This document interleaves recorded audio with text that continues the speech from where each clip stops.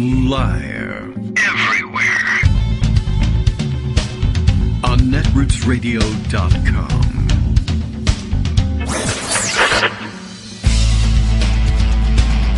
David Waldman. Kagro. In the morning. Now, here's David Waldman. Hey, good morning, everybody. How you doing? It is Wednesday, March 24th, 2021. Brief pause there as I considered running away from the microphone and not doing a show at all and just taking off. But it's not a nice enough day outside to want to do that. The last couple of days have been beautiful, and now that I actually might possibly have some time to head outside, it's turned foul on us, but hopefully it doesn't last too long. Well, you know, it's not the worst thing in the world. Like, there could be a major global pandemic or an insurrection against the government or anything like that. And if any of those things happen, then we'd really be in trouble. All right. Well, lots to get to today. Thought I might pose the question to Greg. What the hell's going on over at AstraZeneca? Because there was some news yesterday, and rather than try and sort it out myself, I thought I'd wait. But who knows? By the time we sort it out, there'll be new news about AstraZeneca. But we'll clear that up, I think, or maybe not.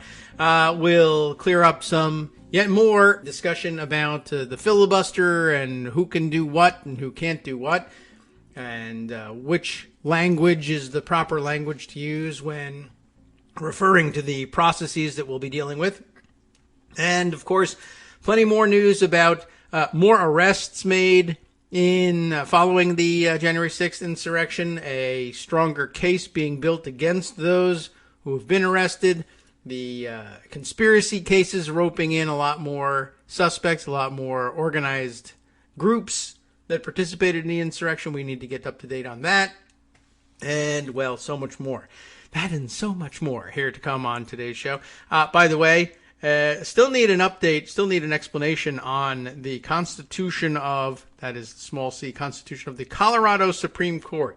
I went to Wikipedia after discussing things with Joan yesterday and saying that I was unsure about whether I really was correctly recalling whether the Colorado Supreme Court was elected or not. And it seems like it's sort of a hybrid system, so I'll need the Coloradans in my life to explain exactly what's going on.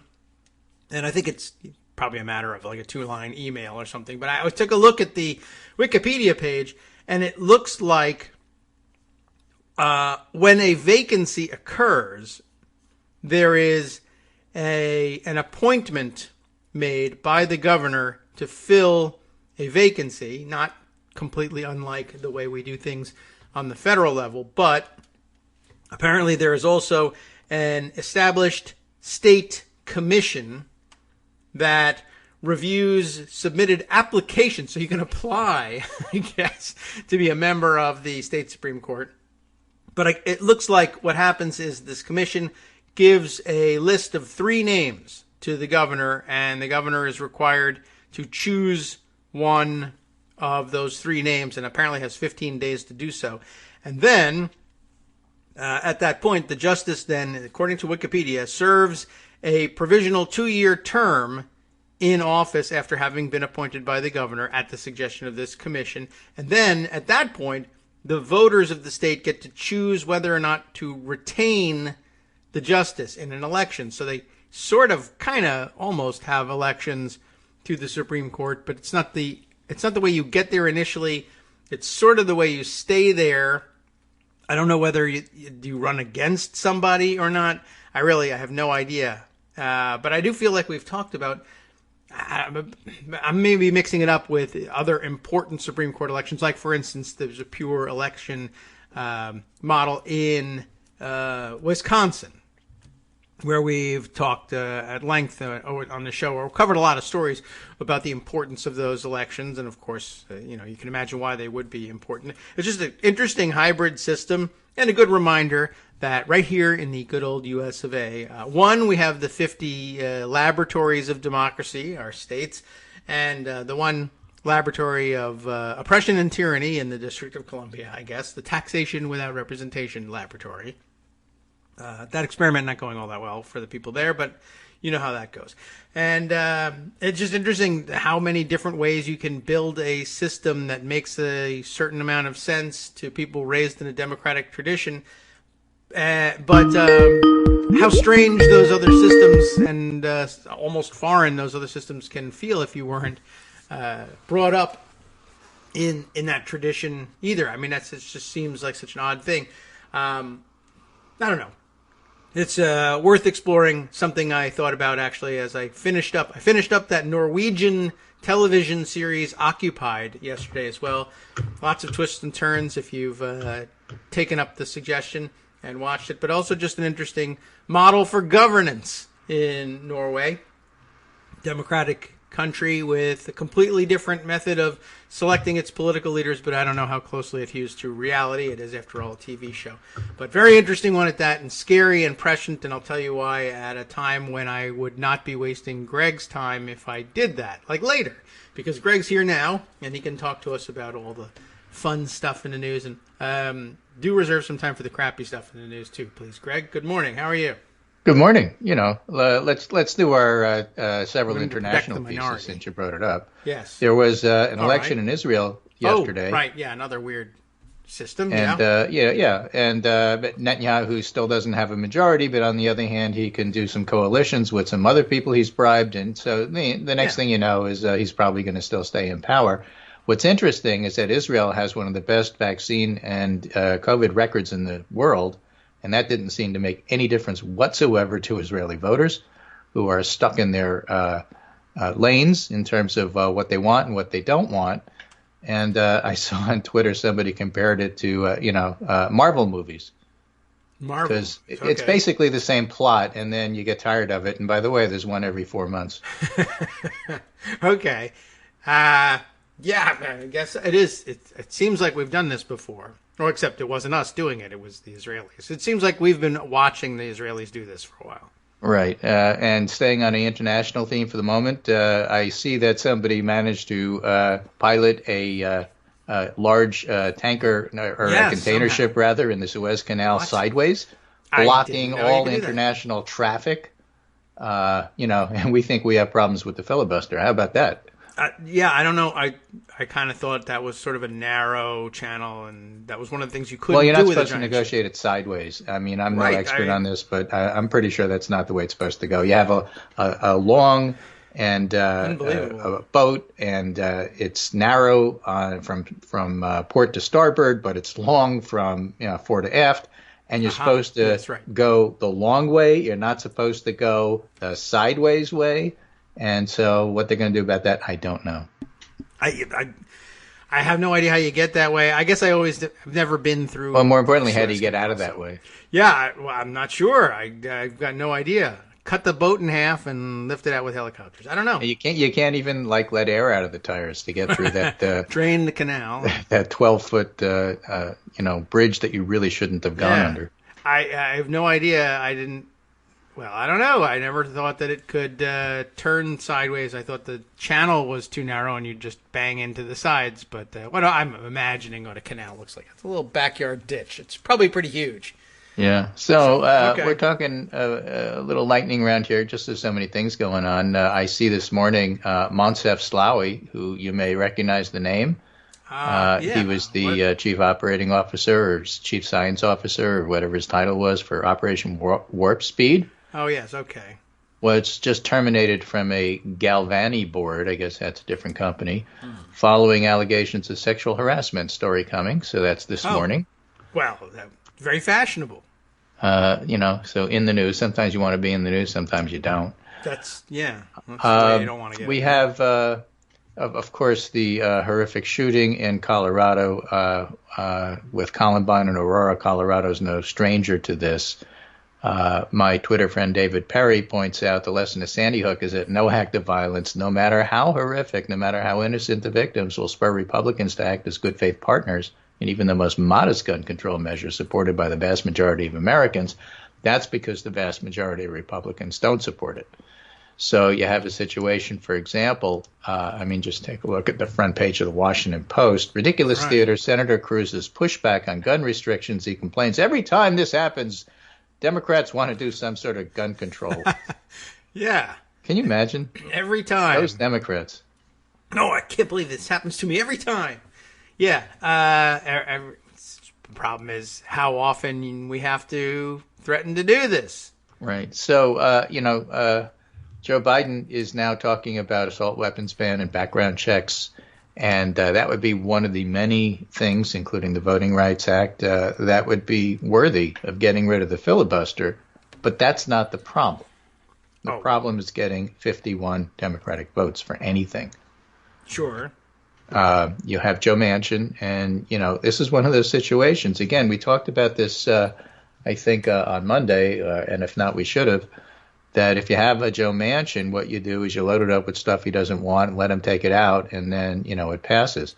But the fact of the matter is you're going to have to negotiate with Manchin and Sinema to get something done. And there is a Manchin to me, but they're not into it, so I don't really know what's going to happen with this and what can be accomplished and what can't be. And it's not because of the filibuster. It's because, what they actually want to do. Yeah. Now, Biden is already telling people his better deal, or what Axios calls Biden's New Deal, or what I would say Biden's big effing deal. Oh, all right. Why not? Which is the right way to do it. The candidate Biden is here's the deal, and President Biden is big effing deal. Re-engineering America quickly. This is a Mike Allen story. President Biden recently held an undisclosed East Room session with historians that included discussion of how big is too big, how fast is too fast, to jam through once-in-a-lifetime historic changes to America. Why it matters? The historian's view is very much in sync with his own. It's time to go big and fast, and bigger and faster than anybody expected. And if that means chucking the filibuster and bipartisanship, so be it. All right. Susan Collins, you're welcome to play. Get on board. But don't try to stop the train. Okay. Four things are pushing Biden to jam through what come out to a $5 trillion overhaul of America. Fast changes to voting, immigration, and inequality. He's got full party control. He's got party activists egging him on. He's got strong gathering economic wins at his back. 5 to 6% growth is predicted. And he's popular in the polls. Do it now. Okay. Should we get him like a long cigarette holder or something? Something like that, yeah. $5 trillion. Again, in a potpourri of things that just caught my interest for no particular reason in no particular order. This is Meghan McCain apologizing for defending Trump's use of China virus after John Oliver called her out. I remember this whole discussion, You do. not just with Meghan McCain, but with the world. When the pandemic started and Trump originally started calling it Kung Flu and the China virus, I pointed out that the World Health Organization had deliberately legislated against naming viruses based on country of origin for fear of discrimination. It was a policy that they set years ago, and it's for a reason. And, data and studies have in fact shown that words like that actually do cause increased discrimination.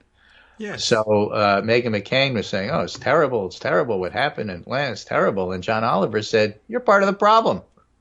You were defending the China virus when Donald Trump did it. And we have the records. She apologized for that. Had she forgotten? Yeah. After the article says, this is Business Insider, Meghan McCain apologized for defending Trump's use of China virus after John Oliver called her out. Okay. Well, maybe she forgot. I mean, it's bad. You shouldn't do it. I'm glad it was called out. That happens sometimes. People actually forget what they said and then realize later that was not a good thing to do, or just somebody has made a great point about that. It leads to increased discrimination. I wasn't necessarily thinking that when I did it.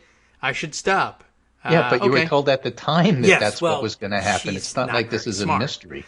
And no, I mean, I heard it and said, oh yeah, that's right, you shouldn't do that. And then she heard it and said, to hell with it. And then somebody she respected told her they believed that, and she changed her mind. And I guess I'm glad she did. But I'm glad she was called out too, because it's amazing how often that happens. All right, well, good. This is what she said at the time. This is what's so annoying about it. I think if the left wants to focus on PC labeling this virus, it's a great way to get Trump reelected. It worked, too. You're a very smart political prognosticator, Megan. I don't have a problem with people calling it whatever they want. It's a deadly virus. It originated in Wuhan, and I don't have a problem with it. I think China, yada, yada, yada, yada. Okay. It's exactly that's the worst kind. the wrong thing. And not only that, doubling down on defending it after people call you out on it. I get that you could say something and you say, oh, gosh, I'm sorry, I shouldn't have said that. Everybody does that. I've done that. You've done that. Everybody does that. Mm-hmm. Okay? Yeah, right. And, a lot of it is, words that you learned as a kid that you didn't even know were discriminatory. Yes. And then turns out as you grow up, you find out that they were. Right. I know what you're talking about here. That happens a lot. I've definitely done that here on the show. 100%. We've all done it. Totally here on the remember. show. I remember it. She doesn't. So somebody points it out and you go, oh, I'm sorry. You're right. And I will try not to do that again. But if somebody does that do it again, and you say, that's really bad and here's why, and this is the international convention for why you don't do that. And they go, well, I'm doing it anyway because if you keep on my case, Trump's going to get reelected. Okay, fine. Yeah, that's a little much. You don't get a pass on that.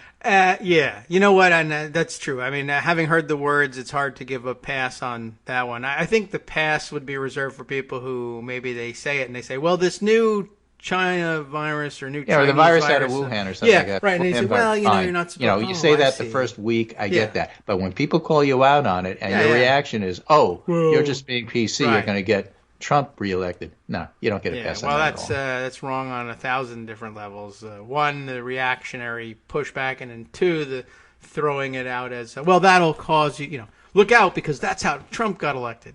It isn't, and he won't be. So. And he wasn't. Yeah. Nothing about what you said was correct. Nothing. Zero. And that's why, of course, it's your insightful and accurate punditry that got you a position on TV to talk about these things, right? It's just paid an awful lot of money to do this. Or who your father was. Right. Well, that sucks. All right, I'm glad John Oliver got that. I hope he gets paid more than she does to be on TV. Indeed. Again, switching subjects because there's so much going on. It's a really fascinating piece, oddly enough. Why do you think it's fascinating? It's about Jerome Powell and the Federal Reserve in the Washington Post. Why is that? Excuse me, it's in the New York Times even. Claudia Sam, now it's interesting. Contributing opinion writer, writes about economics, monetary possible, and the Federal Reserve. All right. And, partly a defense about how Jerome Powell actually managed the Federal Reserve during the pandemic without panicking and doing well. But here is the part that I found interesting. Okay. Inflation hawks seldom remind us that wealthy investors are hurt by inflation and lower-income borrowers are helped. For example, paying off a fixed-rate loan is easier when wages and prices rise by 5% a year rather than 2%. People have more money to pay the debt, and when creditors get their money back, it's worth less. When framed this way, zealously guarding against any significant uptick in inflation feels less like responsible stewardship and more like a classist double whammy: increased cost of debt, fewer jobs. So, all of these inflation hawks and deficit hawks, or deficit peacocks as Joan likes to call them, are really defending upper middle class one percenters. Sure. And that's it. That's all. And so if you're looking at the rest of the 99%, I remember this in high school, learning this in high school in social studies class when they taught something called social studies. Oh. Right? Is inflation bad? Ask a farmer. I don't believe I was ever taught to ask a farmer, but all right. Well, farmers get more for their product. They're not unhappy with it. It's us city folk that aren't happy with it. I mean, that was the first day of my social studies class, Well, that's interesting. I don't know that I ever was taught about, you city folks just don't understand inflation, but okay. Right. That's an interesting way of looking at it. Why not? Right. And then the second thing I learned, again, I remember this is back in the Unless they're black farmers, 60s, early 70s, the second thing they taught us is a monopoly is when a corporation gets complete control of a commodity. Yes. I was taught that. Like orange juice futures. Oh, right. Yes. Well, I don't think that was the example that they used, but it's a good one. Classic, to be sure. Everything you know. So, there's that going on. And just remember when talk about, the economy is going to be 5 to 6%. That's bad, right? Because, what are you talking about? I don't We're think just barely getting out of the last Great Recession. And then we had the pandemic recession, which was enormous. And you're talking about, but inflation. Well, how about we make back what we lost first and get people working? And part of the whole article, the theme of the article, is that part of the Fed's job, believe it or not, people don't remember this because Republicans have been in power too long, is to encourage full employment. In fact, they're mandated twice a year to give a discussion to the country, to the Congress at least, about where we stand on full employment, which they haven't done in years, 30 years. Yeah, and they probably laugh at that that's sort of the well-regulated militia bringing part it of back. They're starting to talk about that now. Okay. And during the pandemic recession, Powell said, what we need is to spend more, not worry about inflation. That's why it was such a fascinating article.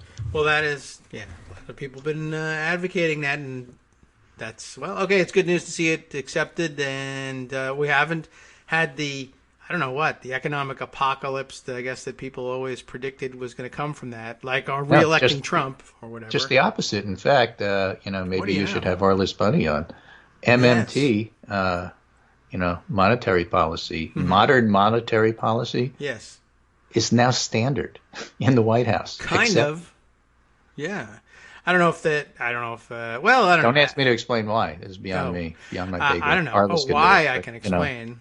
The reason why in my mind, the reason why, and this is wrong, I'm making it up, is it's akin to the discussion of getting rid of the filibuster by majority vote. It was just, no, you guys don't understand. That's very sweet that you had these funny ideas about how things work, but that's not how things work until enough people begin to agree to say, I'll also say that that's how it works.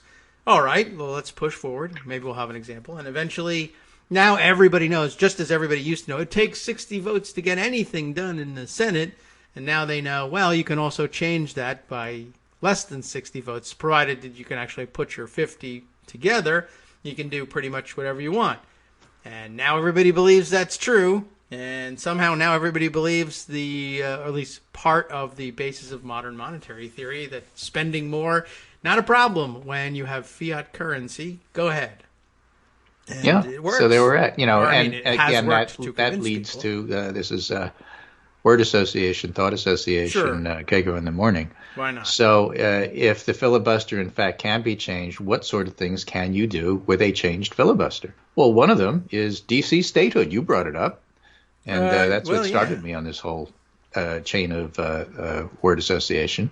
Yes. So, D.C. citizens, denizens, really don't get a chance to participate at the national level because their vote is taken away. Well, you can make them a state. In fact, you can make them 2 states. I guess you could if you really wanted to. Make them 9, whatever. Because why not? You can. The David Frum is writing and said, D.C. statehood isn't all that radical. In fact, it's less drastic, Senate fix, than my brainwave of combining the Dakotas, Wyoming, Montana into a single state of South Saskatchewan with a population about the size of Connecticut.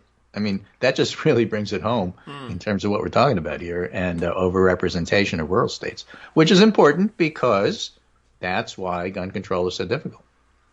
That's true. That's a large part of it. And lots of people have been talking about pushing back on the pushback against creating a new state of any size in any place or admitting new states.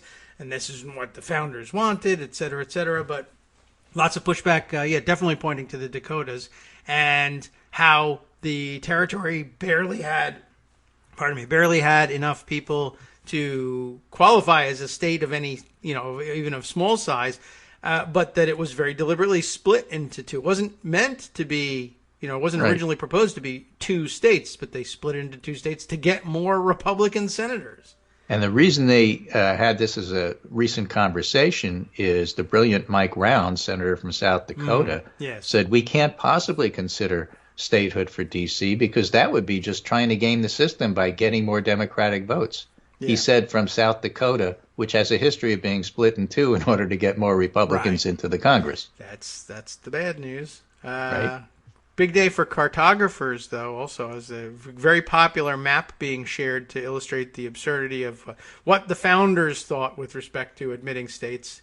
An interesting map, a historical map of what I guess was the territorial claims of the original states back in, I think the date on the map was 1783, back when the theory was, all right, you've got it. It is a different thing, but finish it. But this one was a map of the territorial claims of the different states back when the idea was that basically the northern and southern borders of the original colonies were thought to extend infinitely or almost infinitely to the west back in colonial days, such that from the coast of Virginia, one of the first colonies, you would stretch all the way across the country to whatever was out there. They didn't really know at the time. And then they modified it. By 1783, Virginia was, on the map anyway, supposed to extend all the way to the Mississippi River, as were all the rest of the eastern seaboard states, with some really interesting results, including, because of the way New York is configured, a non-contiguous Massachusetts that just continued on the other side of New York, in the Ohio area, and then stretched to the Mississippi, but also included Maine. So we would be talking every morning to Bill from Portland, Massachusetts instead. Right. So I'm offering you a slightly different idea, and this is the United States redrawn as 50 states with equal population. Oh, yeah. Okay. And some fascinating names that people chose. For example, of course, the Virginia area is known as Tidewater. And it looks like it includes part of South Carolina. We have tides. The Pennsylvania area has been shrunk, but now it's called Pocono. And then upstate New York is Adirondack, and then the part of Maine that's still left is called Casco. I'm familiar with all of these names and areas. Costco. And interesting ones on the West Coast, too. But just remember, Arizona and New Mexico weren't admitted to the United States until like 1918, so it's not like this is ancient history. Right, and that whole area is called McDonald's in this map, which is weird. I didn't think that was going to happen. Okay, it's not. We'll be right back. Hi, everybody. It's me, David. Let's change things up from the old fundraising pitch for just a minute and talk instead about how you can be a part of our show. If you've got a smartphone or any other electronic recording device, why not sit down and record a segment for us?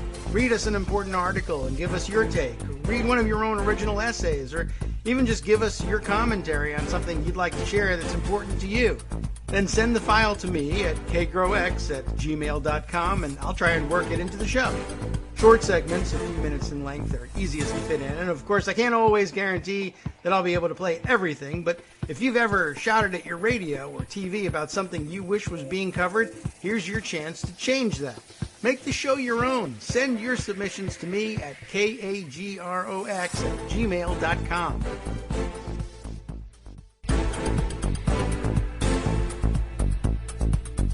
All right, welcome back now to the Kagro in the Morning Show here on Networks Radio.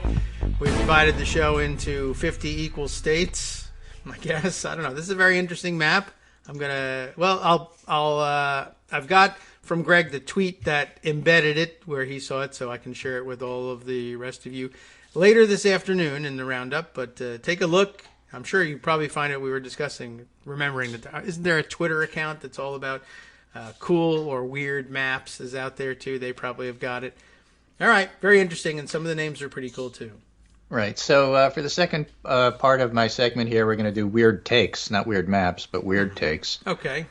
And, a lot of it's going to be about immigration. I have to say, I've been relatively pleased the past 48 hours about the pushback that media itself is doing against the simple-minded idea that somehow or other this border trouble that we're having with the kids is all Biden's fault.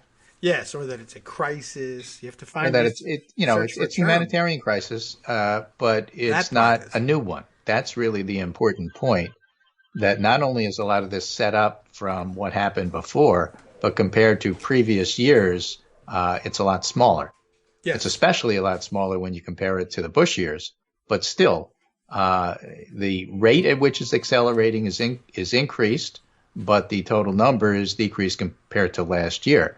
And that's important for a number of reasons, but here are some thoughts on that. For example, the playbook, remember, playbook in Politico has been redone.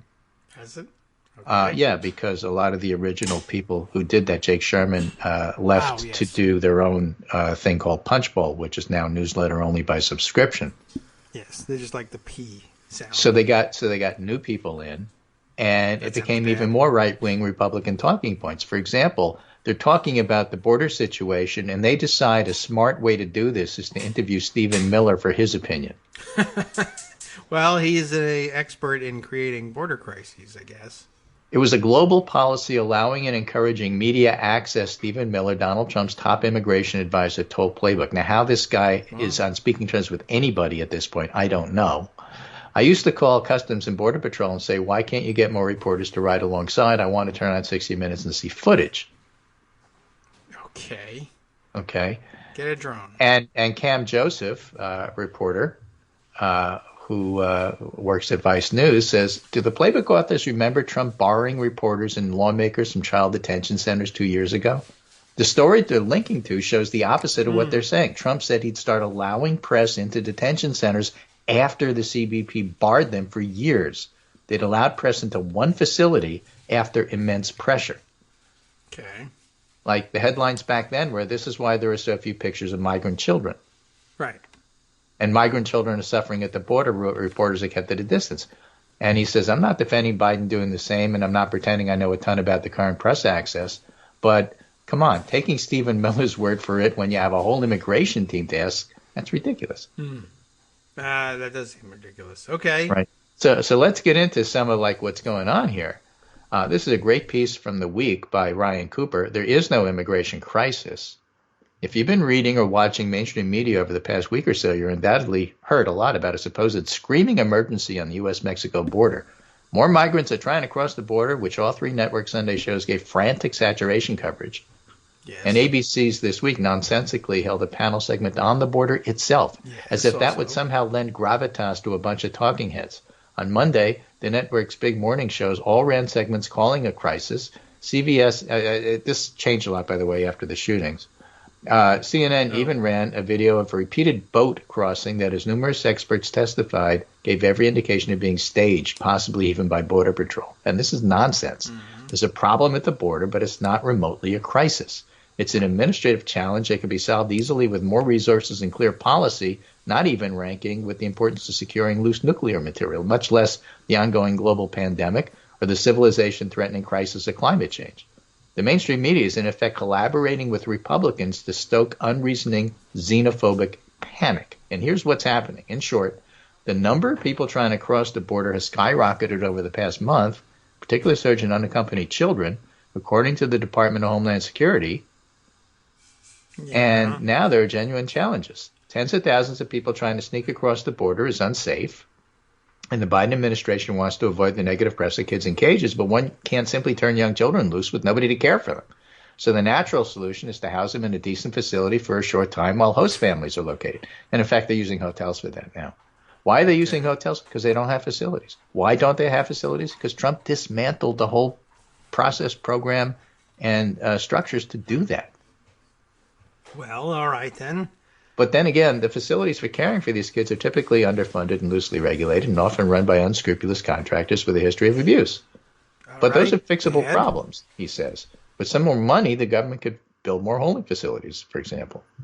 So again, outside the U.S., the problems of violence and poverty in Mexico are driving people to the border, and that could be at least ameliorated. And the most honest criticism of Biden's immigration record is he hasn't reversed Trump's appalling illegal practices fast enough, nor those of his predecessor, which were nearly as bad. But fundamentally, even with this recent surge of migrants, we're not talking about that many people. Okay, numbers will count. Right. The border situation is a political crisis for the new president with no easy way out, said Chuck Todd. And it's true, it would be much cheaper and simpler to deflate the frenzy of media hysteria by doing what Trump did, close the border, throw the refugees back over it, force Mexico to deal with the problem.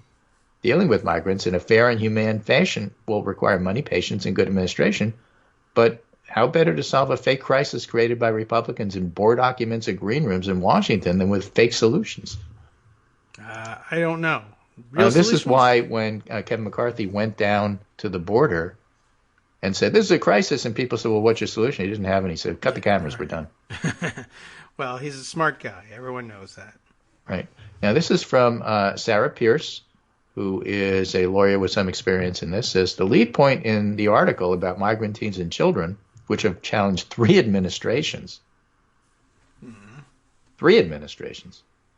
in other words, it didn't just start in January. which is the whole tenor of the reporting. It's just so wrong right there. This has been a problem that's been going on for decades, and you can't fix it in a week. But the lead point in the article is an important one. While we haven't reached record numbers of children, the speed in which the number arriving has increased, and that's a record. And it occurs as government capacity has been limited by the pandemic. But there's an implication that Biden's doing something different than his predecessors by not sending the kids back, and that's not quite true. And that's really one of the points here. What the Republicans have said, including people like John Cornyn, is, look at that ridiculous Biden trying to be humane. That's absurd. Yes. Why would you try to do that? Why would you try to do that? I mean, their whole theory is that if you're cruel, you'll stop them from coming. That is their official policy. Okay, and you don't see that as much highlighted in the Sunday shows. All right, and here's another point. In 2019, Sarah writes, Trump implemented a litany of deterrence-focused asylum changes, but none affected the arrival and processing of unaccompanied children. Oh. Trump's pressure on Mexico to increase enforcement likely made the difference in bringing the numbers down. The Trump administration did issue something called a Title 42 order. Sometimes you see this thrown around. That led to expulsions of kids, but that wasn't until March 2020, months after the arrivals had already dipped. So when the Republicans said, here's proof that you changed policy, and that's why this is happening, because you reversed Title 42, which took effect after the surge had already died down for other reasons, and so I'm going to use this as a cudgel to hit you with, even though it has nothing to do with what happened. I could see them doing that. Right? In 2014, the Obama administration did implement the rocket docket to, in theory, accelerate processing of kids' court cases, and it failed for a variety of reasons, and very few kids were deported. Instead, like Trump, the Obama administration leaned on Mexico to increase enforcement, and that worked. So rather than be more generous than his predecessors, Biden is following in their footsteps. He's depending on Mexico to limit the number of vulnerable populations that reach the U.S.-Mexico border. And he isn't expelling kids under the Title 42 order, but neither did Trump. Okay. So let's hope that once the dust settles on the crisis, Biden administration can distinguish itself from its predecessors by seeking out more permanent solutions and outsourcing border control to Mexico. Okay, yes. Right. So if you want to be practical about it, you can make the numbers go down by leaning on the Mexicans to not let people approach the border. And that doesn't solve the crisis at all. It just makes it worse on the Mexican side. And if you relax that, then more people are going to come. And they come seasonally anyway. And so if you're going to see a surge now, that's really behind what's going on here. And why is it a crisis? Because Trump dismantled the apparatus to properly feed and house those folks. Another aspect of it is that if you have a policy in place that the Trump administration did, that if a child and parent arrive at the border, you're going to deport them, right, and parents want their kids in America, then if you arrive together and you get deported, then they're just going to send them without the parent. Yeah. Because administratively, they get to stay. They get to have asylum. Asylum is legal.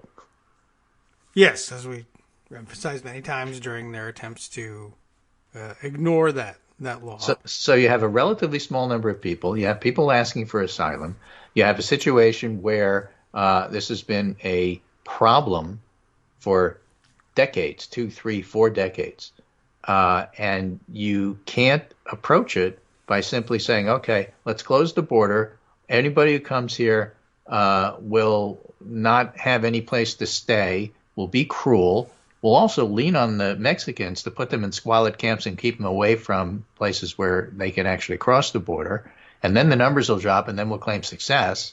But you're not allowed to see those facilities, and then we'll claim that we have complete and total access. I mean, this is all Stephen Miller stuff. Yeah, and so, no, that's not success, and that's not what you want to go back to. And you can't claim that as success and say, look, the Biden administration, by being humane and actually trying to deal with the root cause of the problem, is screwing everything up that we did. And so you should yell at them. All right. I mean, an invitation to yell at people is always well taken, usually by the media. Well, the point is going back and suggesting that understand. anything Stephen Miller says isn't a complete lie is crazy. I mean, it's like believing Ron Johnson. No, you don't have to. That's remarkable. Right. Well, yeah, I don't know how they could have forgotten who Stephen Miller was in the short time he's been out of power, but I mean, did they show a picture alongside there? Oh, that guy. Yeah, wait a minute, what are we doing? Listening to him. The name is forgettable, perhaps, just because it's so mundane. I don't know. So how does all of this fly with the general public? Well, let me give you a big picture, a 40,000 feet picture. This is from Bulwark. It's Rich Thau, Thau, and says, this is what Trump-Biden voters think about the Republican Party. Okay. Spoiler, it's not very nice. Oh. All right. If you voted for Trump and changed your mind and voted for Biden, and now you are asked, in general, yes, what do you think of the Republican Party? Here's how they did this. And it's a short piece, so I'll read the whole thing, but it's quite interesting. I convened 2 focus groups of 6 voters each last week to ask the following question. Imagine the Republican Party, the totality of the party. Imagine they were a person, just one single person. And what characteristics would this person have? Open-ended question. This is like Montana or Wyoming. It's just right. If you were a tree, what tree would you be? Okay. Right? Why not? I was not asking them to describe any particular person, rather to pretend that the attributes you associate with the Republican Party were encapsulated in one person. Remember, these are Trump-Biden voters. Okay. And then they died of a heart attack before the question was asked. By definition, they're swing voters. The Okay. true elusive swing voter. They swung. All right. That's how we know they're swing voters. Right? It isn't just, swing voters are an illusion because some people are this and then the population is different that time, and so you get different people coming in, and that's why things appear to swing, but these are actual swing voters because they change their mind in terms of who they vote for. Yeah, okay. And you only talk to people who did. So, right. The first group is composed of 5 independents and a Democrat. Their responses about the Republican Party were stubborn, conservative, unreliable, selfish, greedy, ultra-capitalist, closed-minded, ultra-religious, anti-immigrant, hypocritical. Okay, that's all right. Yeah. The second group contained 3 Republicans, 2 independents, and a libertarian. So no Democrats. All right. Right? Yes. Their responses were fiercely loyal. And by the way, that wasn't good. Oh, all right. As explained later in the article. That was like to a fault. All right. Fiercely loyal, fiscally conservative, responsible, egotistical, more extreme, rudderless, narcissistic, controlling, elitist, fearful, passionate, inconsistent, and divided. Of a total of 23 listed traits, 16 were negative. The rest were either neutral or positive. Not a great batting average if you're a party that hasn't won a national plurality since 2004 and needs to add voters to your coalition. I can remember conducting focus groups with moderate voters nearly a decade ago, posing the same question, and the adjectives used then were old, rich, white, and male. Aha. I don't think the new adjectives represent an improvement. No, certainly not. They weren't very good the first time. But right. And how about Democrats? How were they perceived by the same Trump-Biden voters? Again, 5 independents and 1 Democrat. Community-minded, humanitarian, open-minded, fun, caring, globally aware, accepting of other humans, diverse, racially, gender diverse, and futuristic.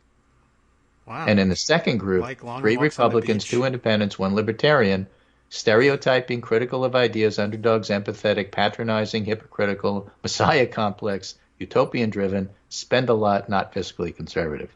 8 of the 19 traits were negative, the rest neutral. This is just one small sample, but the overall sense of the people involved was pretty clear. They didn't necessarily love Democrats, but the Trump-Biden voters were largely negative about the typical Republican. Yes, with good reason.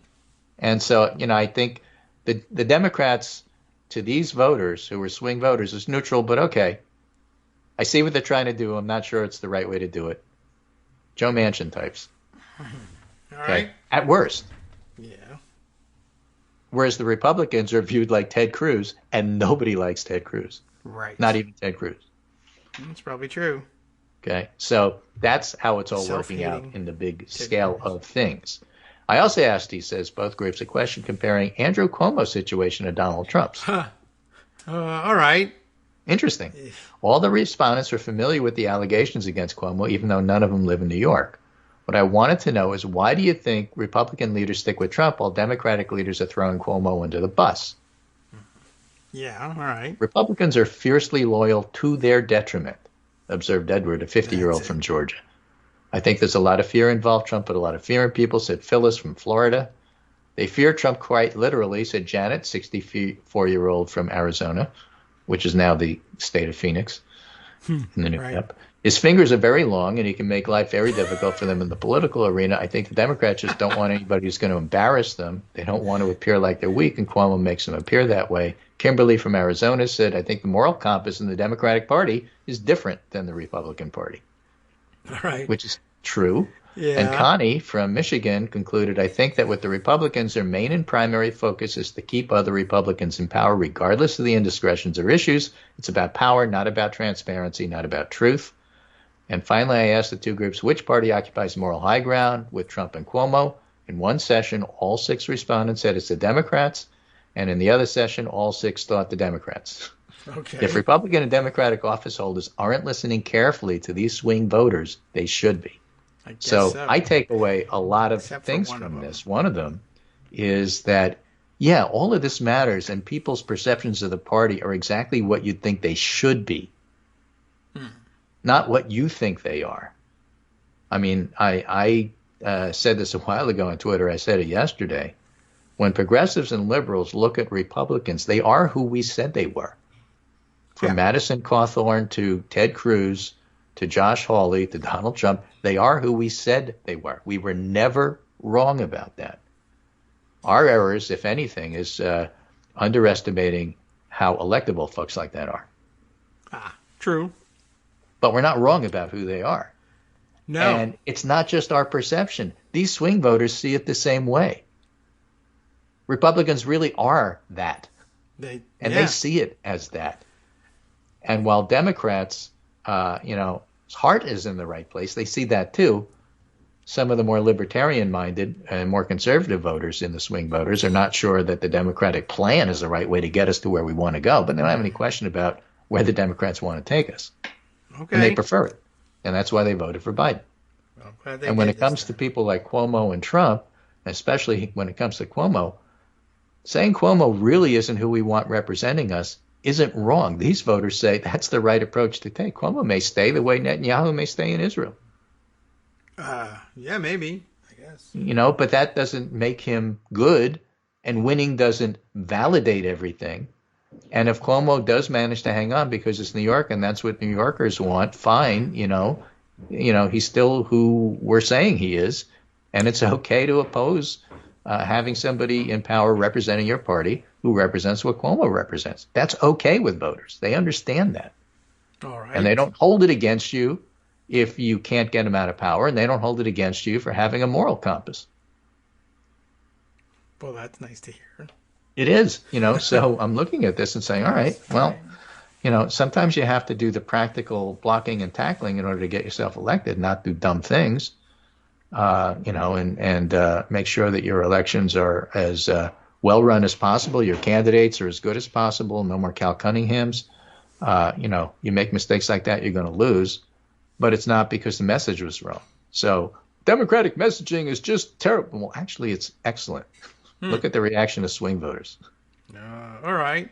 That's a new one. Haven't heard that. Right. It isn't just that, okay, well, Democrats suck because they didn't say what I wanted them to say, and they didn't do what I wanted them to do. Okay, I get that. That's, sideline quarterbacking. I get that. That's fine. It's American tradition. It's normal. I like being back to normal. Fact of the matter is, Democrats are getting their message out, and that's why swing voters see them the way they see them. All right. That is good news. I'm always discouraged, and I'm always encouraged in my discouragement about Democrats being poor at messaging. So it's nice to hear that once in a while, anyway, that there's an argument that it's working, at least with the swing voters. Yeah, I mean, the question is, who are you trying to reach? Yeah. Right. Are you trying to reach the media on Sundays who talks about how Republicans are correct in their talking points that this border crisis is all because of Biden? And their messaging isn't working because the Sunday shows did that? Is that your audience, the Sunday shows? Mm-hmm. Maybe you're looking in the wrong place. Could be. I think we have some work to do, though, still with Janet from Phoenix. Sure. Look, I would like them 100% to say this is really good. And in fact, if anything, they're not spending enough and they're not going far enough, and they should be more Jerome Powell and less Paul Volcker, But It is what it is. Yes. And so, if you say, nonetheless, I voted for Biden anyway, I can live with it while I'm trying to convince you did the right thing, and here's why. True. Right. The thing I'd like to talk to her about is the part where he said his fingers are very long. His fingers are not very long. I just think you just want to change that. Again, figuratively, I suppose, is what you mean. But the problem with his fingers, as we used to say when I was growing up, is they're too busy. Yeah, okay. Yeah, well, they're in places they don't belong. That's certainly true. They're also very short. I mean, they're short and stubby, but they're way too busy. And yeah, right. Well, okay, so they're trespassers, no doubt. But let's just get that right. I think about that. That's not what she meant, but anytime somebody says that, I just want to make sure we're on the record with that. His fingers are very short. Okay, but she makes good points otherwise. Oh, this is interesting. Again, things that come across my way. This is from Lauren Weber, who is a Midwest correspondent for Kaiser Health News, but also a former Huffington Post reporter. Okay, where is this thing? HP stands for Health Policy, not Huffington Post. Oh. Lauren Weber, HP. Interesting. Okay. Okay, and it's about one of my frequent, how shall I put it, persons from the Trump administration on health policy here. Yes, a frequently noted person. Okay. Yeah. Dr. Deborah Birx has joined an air cleaning company that built its business in part on technology that is now banned in California due to health hazards. Oh. At stake, some of the $193 billion in federal funding for schools. Oh. All right. Right? KHN, Kaiser Health News, which is not, it's not Daily Kos here. We're talking about Kaiser Health News. The headline, Birx joins air cleaning industry amid land grab for billions in federal COVID relief. Okay. So there's money out there, I guess, is this for schools to buy air cleaning technology? Yeah, or upgrade their ventilation. Yeah. And so she's joined the board of a company that... called Active Pure Technology, a company that counts 50 million customers, which started as the Electrolux vacuum company. Oh, interesting. Does nearly $500 million in sales. All right. Door to door. There was some involvement in the 90s to remove some gas from NASA spaceships, so they have spaceship technology. Oh, good. Like Tang. But in an effort to create the healthiest indoor environments in America, it leveraged something less impressive, the disinfecting power of ozone. Oh. A molecule considered hazardous and linked to onset and worsening of asthma. Oh. So they were using ozone to make the schools cleaner. That's seems backwards. Were they using ozone, or were they doing something that creates ozone? Like, I know that there's an ionization process. The disinfecting power of ozone. Well, maybe not. Its air cleaners emit ozone account for 5% of sales, even though the marketing repeatedly claims no chemicals or ozone. Oh, well then, you can't say that there's no ozone if there's ozone. So when asked about it, Birx said, quote, "The concerns you have raised are legitimate," end quote, even when it comes to other companies' products. But she has full confidence in Active Pure after reviewing records for the FDA's clearance of a company device. All right. Does that make you feel better? I don't think so. Well, she doesn't make me feel better about anything. But yeah. Air quality experts say the best solutions come down to basics, adding more outdoor air, buying portable HEPA filters, installing MERV 13 filters within heating systems. Right. But school boards are often lured by aggressive claims of 99.9% efficiency based on a test of a filter inside a small cabinet. Yes. Every dollar you use for this equipment is a dollar you remove from doing the right thing. I guess so. I'll have to take a look at this. I mean, I'm sort of wrapped up in this. Not just ozone, but hydrogen peroxide in general. The Centers for Disease Control and Prevention warns specifically against technologies that release hydrogen peroxide that are being heavily marketed. The agency says that technology is emerging and consumers are encouraged to exercise caution. Hydrogen peroxide. Yeah. Why would it, what? All right. Well, I'll be interested to read about what that even means in gas. That's because we used to use ozone. Now we use hydrogen peroxide, said the company. I guess so. And then you can, I guess, we use other molecules that disinfect seek your out and wounds destroy with it as viruses, well. molds, and bacteria. The technology is active. It's not a filter. It makes the safest, fastest, and most powerful surface and air purification technology available. So basically what they're doing is taking poisons and throwing it out there and hoping it disinfects. Kills virus. And saying, well, we had one, but there were issues with it, so now we switch to this other one. Paraquat. But the model itself is questionable. And so Thank you, Deborah Birx, for showing the world that you have the same judgment I always thought you had. Interesting. Well, I am very interested in the claims of air purifying technology these days, as everybody is now out to buy things for their big reopenings, and we're in that business too. And I'm curious about the things that are being chosen as mediums, but you can't just throw poison. Yeah, they used to say, you can't just throw money at a problem and hope it fixes it. But now you can't just throw poison at it and hope now, it makes I can money. tell you as a pediatric pulmonologist that whether you're talking about carbon monoxide or anything else that you breathe, peroxide. The kids are going to be more sensitive to than anybody else. If you're talking about doing it in the schools, That's interesting. So, of course, bleach is a good disinfectant. How about a air purifier that releases chlorine gas? Would that be okay? yeah, that'll fix the problem. I think so. Or we can just have for a while. K through 12 on Venus. True, also. Very hot. I mean, it's all natural. Yeah, right. It's warm enough to leave the windows open all year round. That's good news. All right, well, this is some interesting stuff. I'll buy the new... They're especially aggressive, by the way, at marketing to preschools. Everything about this smells. I'll check this one out. Right. And it's even worse than the Russian air purifiers that put Novichok out in the air, too. You'll have no coronavirus cases in just a few minutes. All right. Thanks, Greg. We'll talk to you again tomorrow. Yeah, we'll do more. All right, welcome back now to the Kagro in the Morning Show here on Roots Radio. What an amazing suggestion to put poison in your air purifiers. I don't know. We'll see if how that one works. The ozone thing, I wonder how they even got to that, and whether it's, I don't know. I mean, I have a few things, or I've seen things anyway that are marketed as air purifiers, and I guess one or two of the things that we've had at home over the years that a very popular element in air purification is the inclusion of, I guess, ultraviolet light that, it's had a mixed track record, I think, in terms of like clinical trials, in terms of killing off bacteria and other airborne pathogens, etc.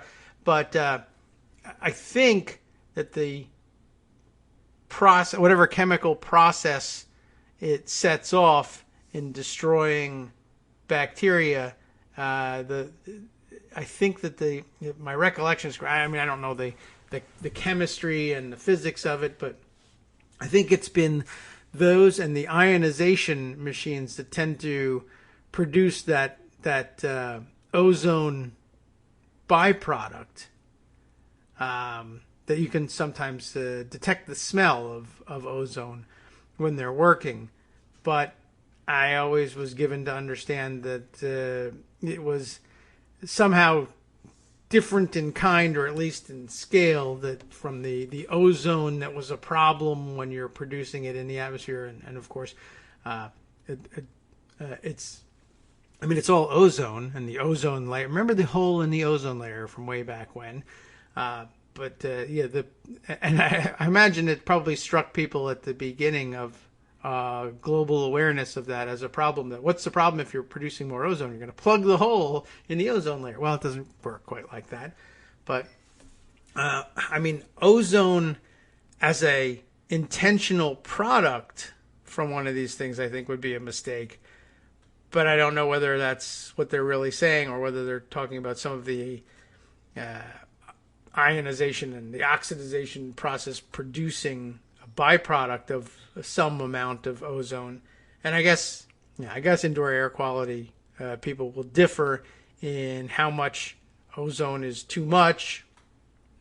But I don't know. I'm just not an expert in this area, but trying to learn enough about it. I will say this, there's an awful lot of confusion about it. If you have found yourself by any chance in the market for indoor air purifiers because wherever you are, whether it's at work or at home or at school, there's not enough outdoor air ventilation and just no possibility of increasing it. A lot of modern buildings have windows that just they're not built to open. They just can't be opened.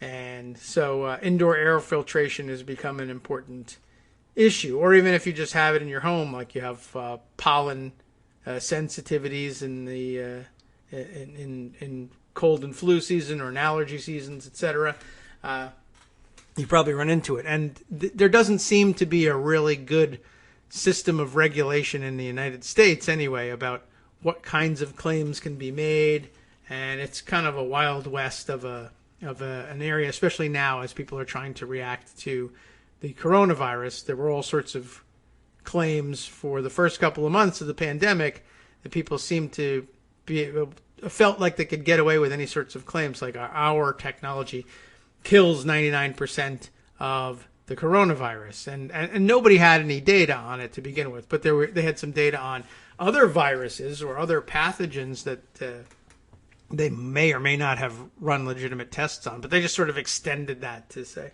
or they would obfuscate a little bit and say, a relatively honest company would say something like filters out 99% of all, or kills viruses, asterisk, and it would say, on the asterisk, no data yet available on whether that's really true of the novel coronavirus that we're all worried about. The reason you or I went to this headline is unproven.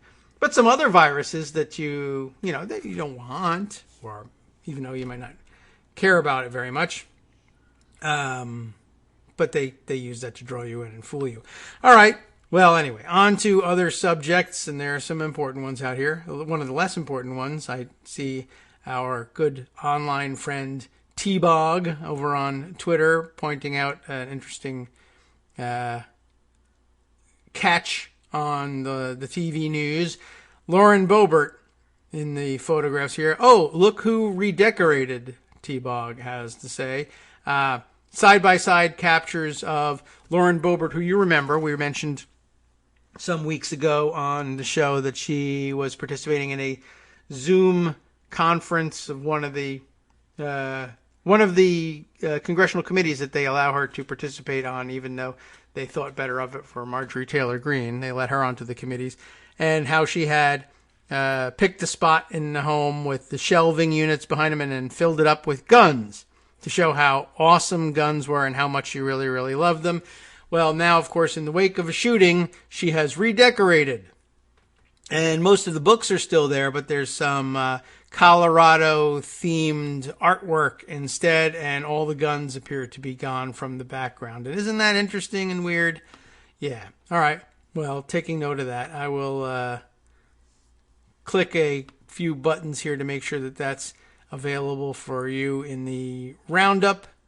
And, all right. Interesting. We'll move on from there and see what else we've got to share with you. I've gotten a couple of requests to take up the subject, another angle on the filibuster.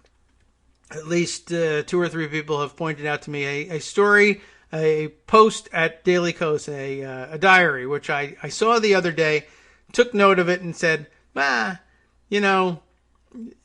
a point here, but I don't know if it's entirely worth the time. But I've had more questions about it, so now it's becoming clear that it is worth the time because people would like an answer to this. Angela Marks, who many of you probably know from Daily Kos, from Twitter, from her own online work and presence over the years, and I've run into Angela Marks a couple of times as well in various, I think all online, now that I don't go anywhere. None of us go anywhere. Anyway, but anyway, she's got this piece that was very eye-catching in the headline, and it's a true and valid point, but it has some limitations. FYI, the headline reads, "It is not the filibuster you should want to end." That's a very provocative start, right? People say, well, what is it? Well, it's Senate Rule, as she puts it, Senate Rule number 22, the cloture vote. okay. And I think those of us who followed along on the details and nuances of the development of the tradition of the filibuster, and I keep reminding you, there's no rule in the Senate rules that establishes the filibuster. The filibuster is the result of a hole in the rules, essentially, and even Rule 22 is the result of a prior hole in the rules. And anyway, Angela puts it this way, starts off with a hashtag that she proposes people use instead of discussing filibuster reform. End cloture is the way she puts it. All right, what are we talking about?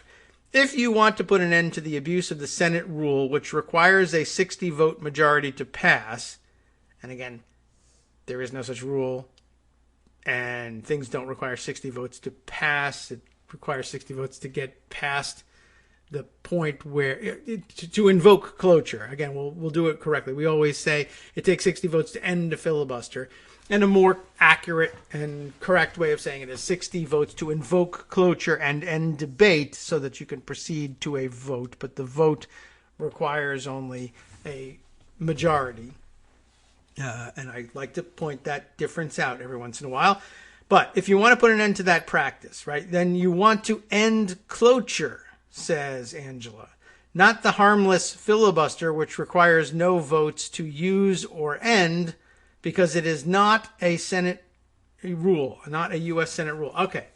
So I think the valid point to take away from this is to remind everybody that, one, the filibuster isn't a thing. It isn't mentioned in the rules, and to the extent that it is referenced by parliamentarian types, the term that they tend to use is what is it?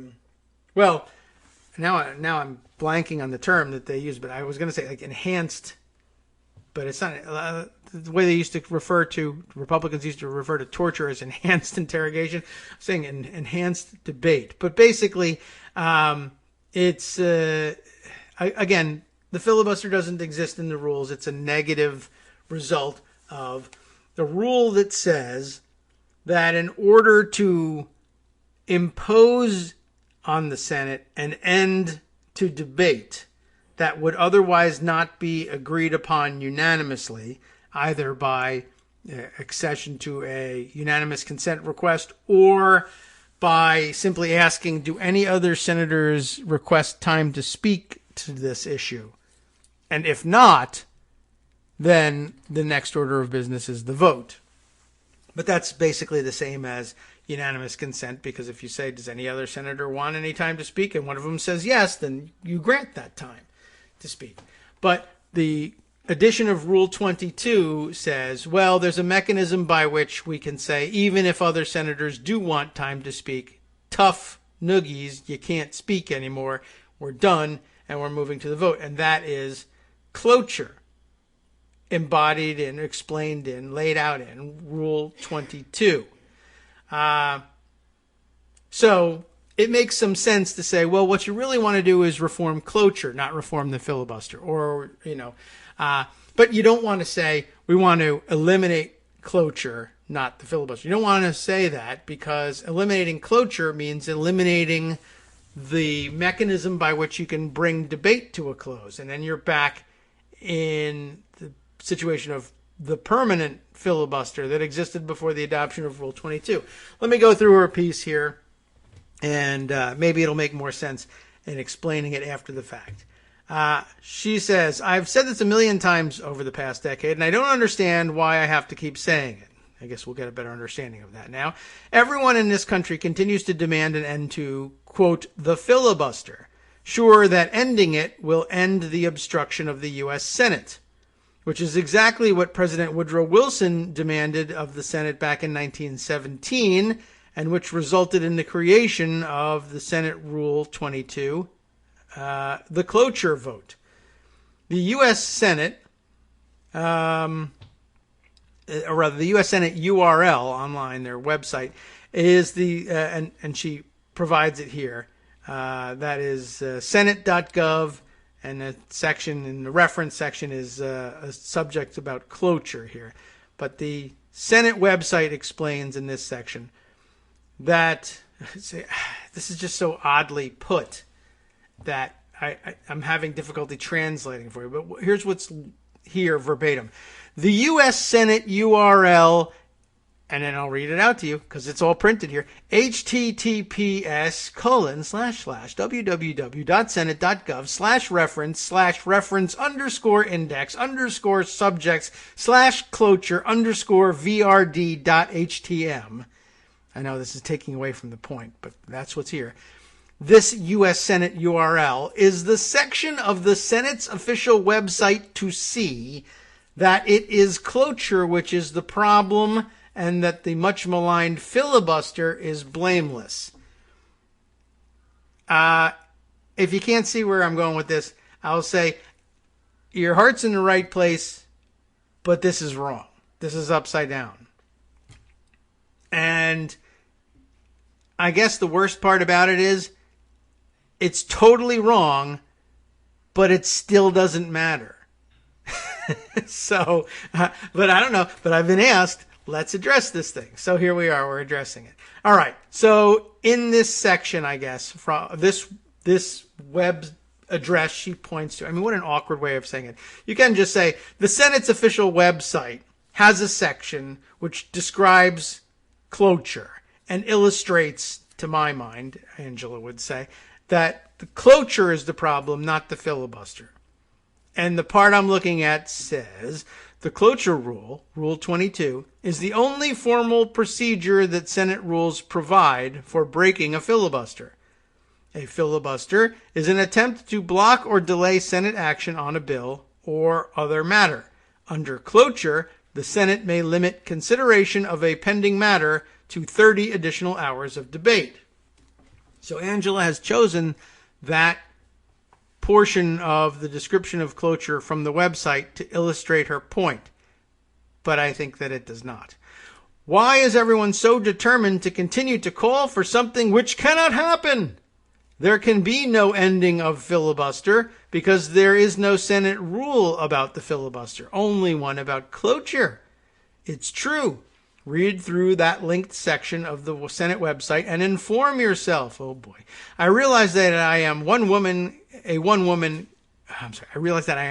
a one-woman campaign to inform here, but by God, I'm not going to stop saying it until everyone else stops calling to end the filibuster and starts calling to end cloture, which will end those 60-vote requirements and return the U.S. Senate to a simple majority of 50+1 to pass any motion, as it should be.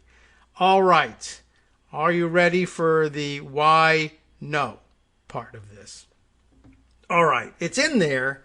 I just don't really understand why it's not plain to Angela or anybody else. Okay. Because she cites the 1917 Senate reform, which created cloture, but I guess maybe you just need more historical context. Where did cloture come from? 1917 was the first time it was adopted as a rule.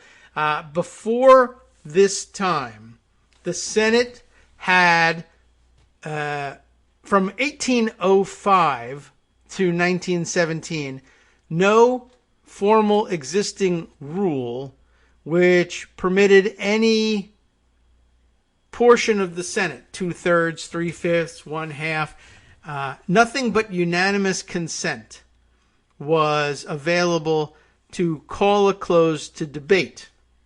The Senate operated, it was a small group of people, it wasn't 100 senators yet at the time, and they just simply didn't, at the time, need a rule whereby some portion of the Senate could force the rest of the Senate to stop talking.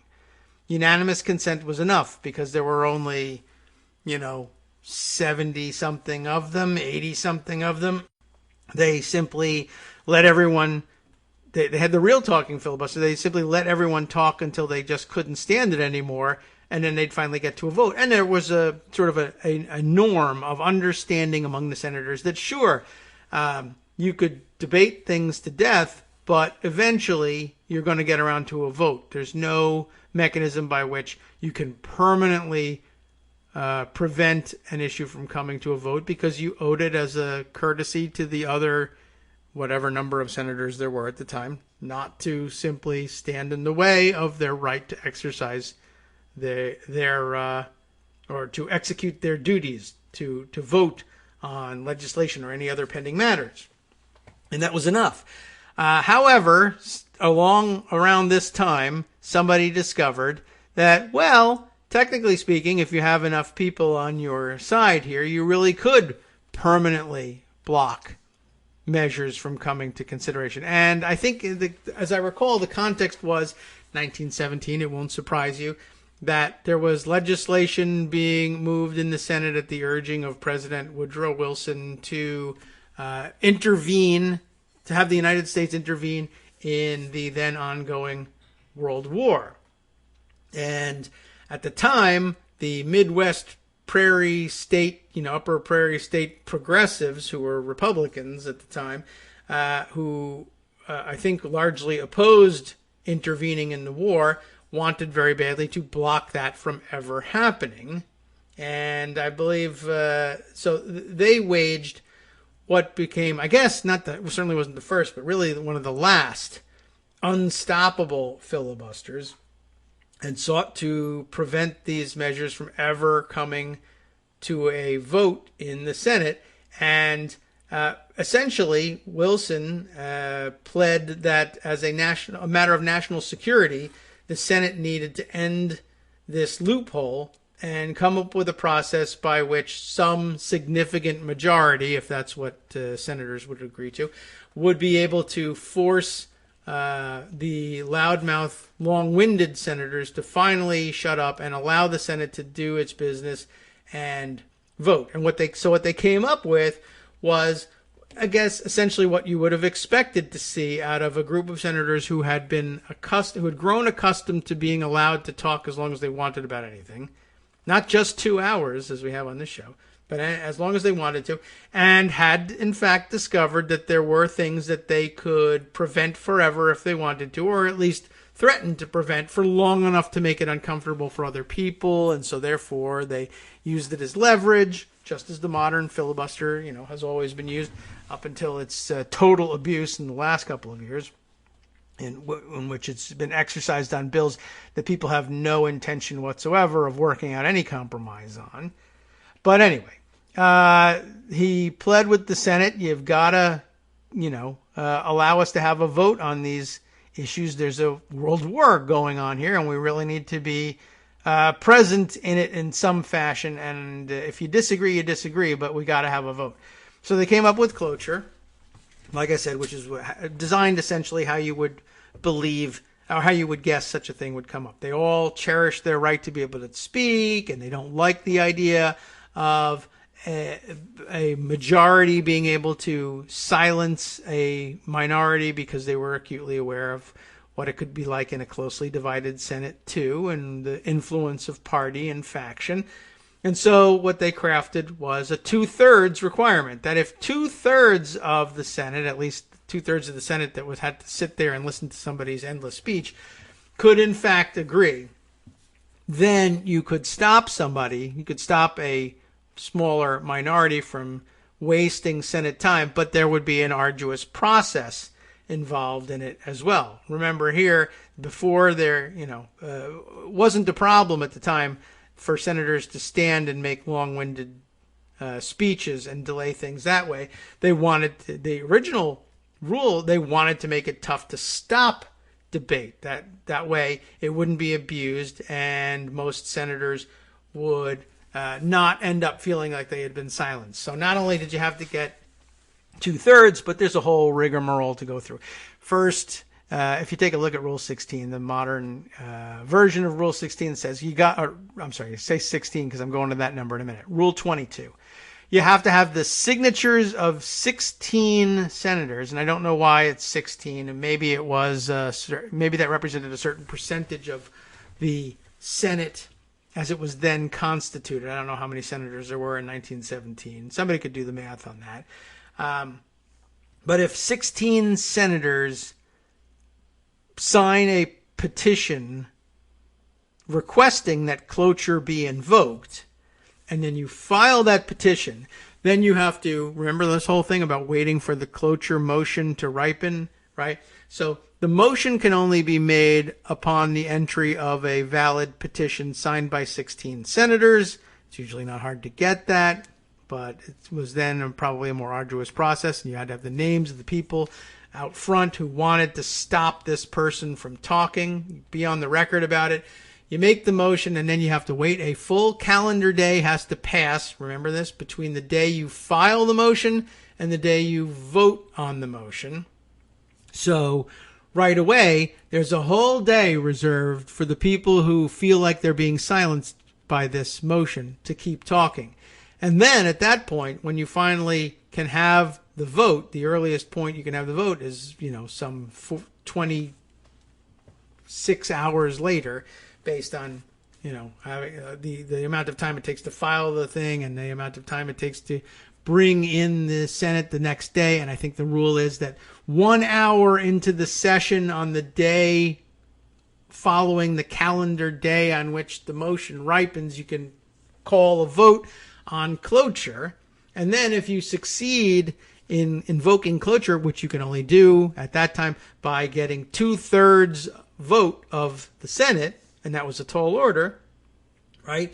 At that point, then the person who was wasting all this time but really wanted to keep speaking was on notice that they had up to 30 hours more before there would finally be an end to the debate, right? So there's post-cloture time. So this is a very careful carve-out for people who were really jealously guarding their rights to speak at great length and even delay votes on legislation or anything else. So there are several opportunities to get an extra day of debate in. Anyway, the problem was that without Rule 22, there was no mechanism to stop anybody. And back in 1805, there was the previous question rule by which you could have, by majority vote, called the previous question. Said this debate has gone on long enough. Any more debate is just dilatory. Tired of hearing this guy.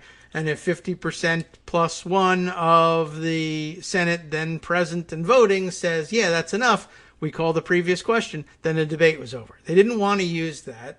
That's how come it got revised out of the rules, allegedly, in 1805. No one had ever done it. And then from 1805 to 1917 or so, they said, people usually get tired of things, or they're embarrassed to continue going when everybody wants them to stop. When we finally had some senators who were no longer embarrassed to stop, they came up with a rule that said, well, if you jump through this hoop and this hoop and this hoop, then you can have 60 more hours of debate before you finally have to shut up, and then we have a vote. Okay?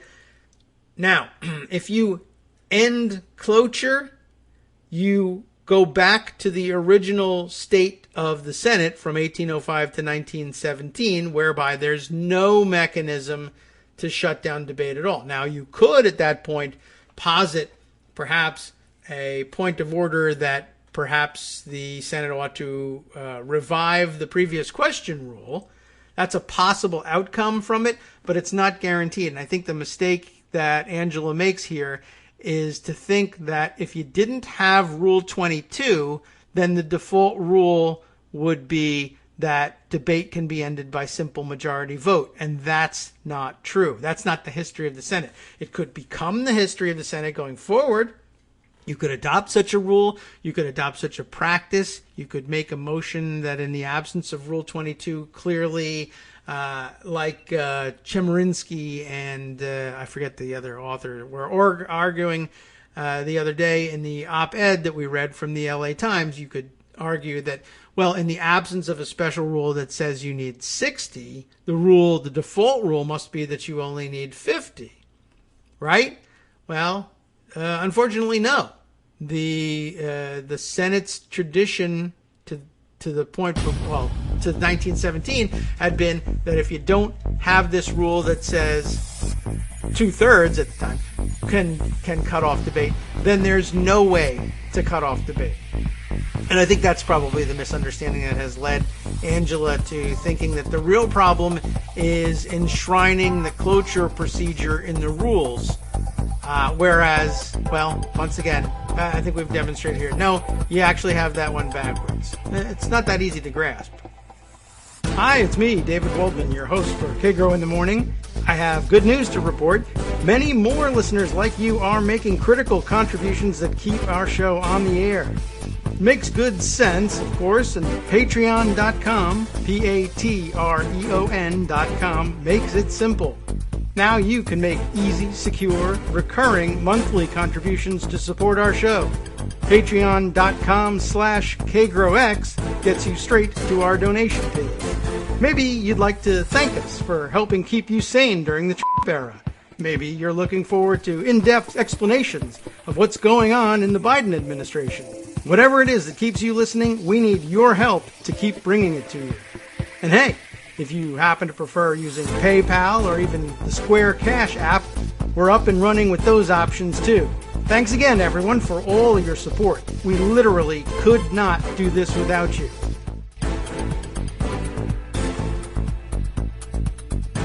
All right, welcome back now to the Kagro in the Morning Show here on Netroots Radio. I sure hope we've straightened that out, although I fear that we made things worse somehow. But I think we finally stumbled into it, the correct explanation at the end, or the more succinct version of it. The mistake I believe that's being made here is to assume that without the cloture rule, the default rule would be that it takes a simple majority to end debate. And under general parliamentary law, that might ordinarily be the case. But the Senate, of course, operates on its own set of precedents. And the Senate precedents are that absent any version of Rule 22, there would be no officially recognized mechanism by which any majority, whether a simple majority, 2/3 majority, 3/5 majority, etc., could force debate closed in the Senate. That's the problem. Now, you could, if you approached it this way and do it by design, delete, for whatever reason, Rule 22 entirely and replace it with the old, accidentally perhaps removed previous question motion or anything like that, or remove the cloture rule and replace it with one that says cloture could be invoked by a simple majority, but simply eliminating Rule 22 actually makes things worse. So does that describe, is that something you can carry forward? I haven't bothered to make comments in the diary itself because I think things have kind of run away from all of this. But anyway, I thought I would at least explain to those of you who are interested in having follow-up or discussion about it. I do want to note for the record that it is true that the filibuster isn't formally a thing and cloture is the only thing that there actually is. Now I remember. It wasn't enhanced debate, but extended debate. That makes 100% more sense. That's the terminology that the parliamentarians will use to describe the filibuster, because the filibuster is a slang word and it doesn't mean anything and it's not embodied in the rules anywhere.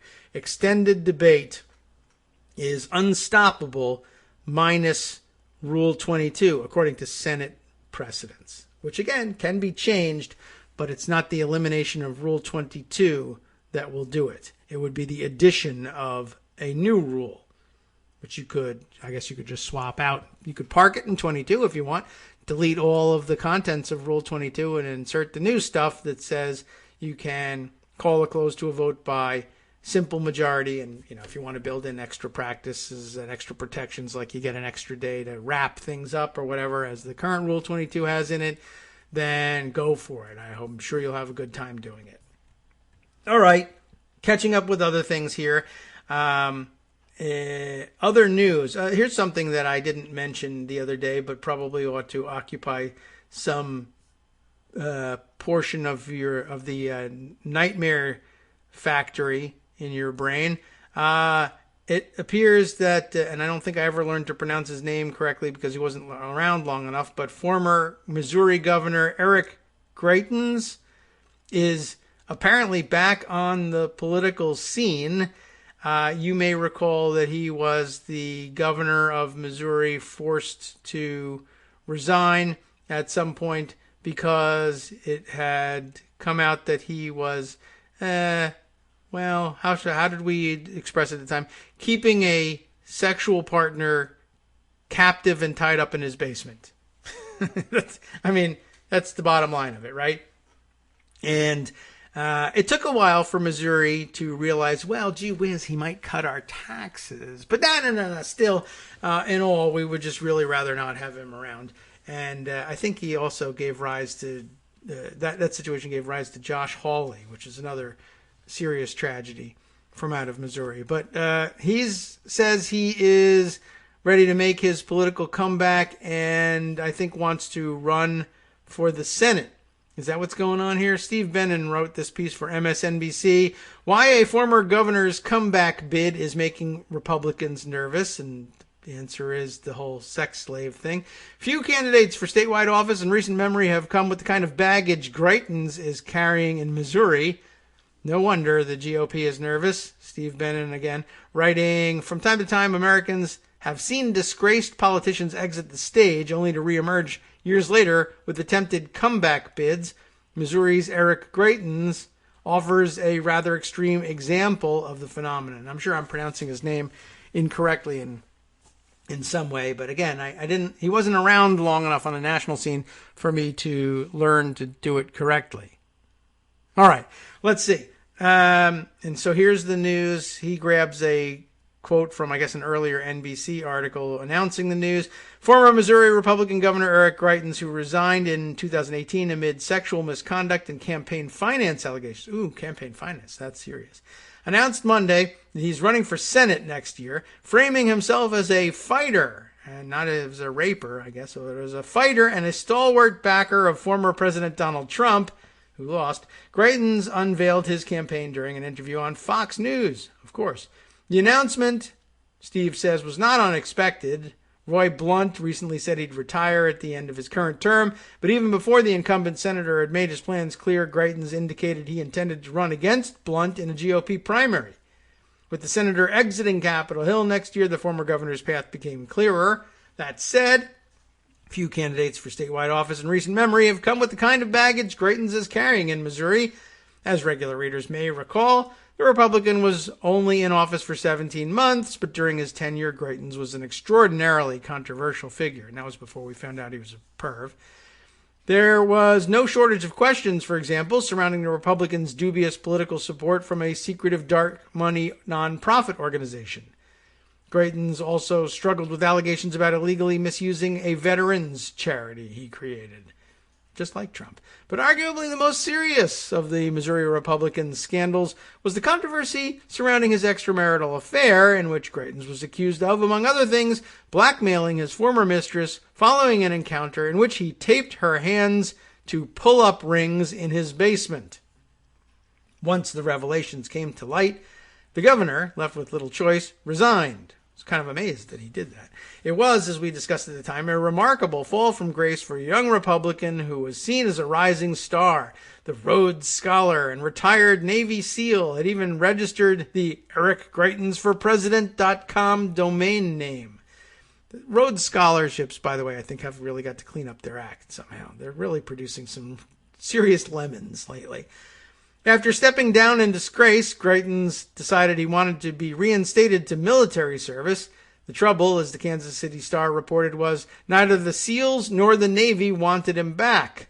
Greitens was ultimately allowed to return to the Navy as a reservist after then Vice President Mike Pence's office intervened on his behalf.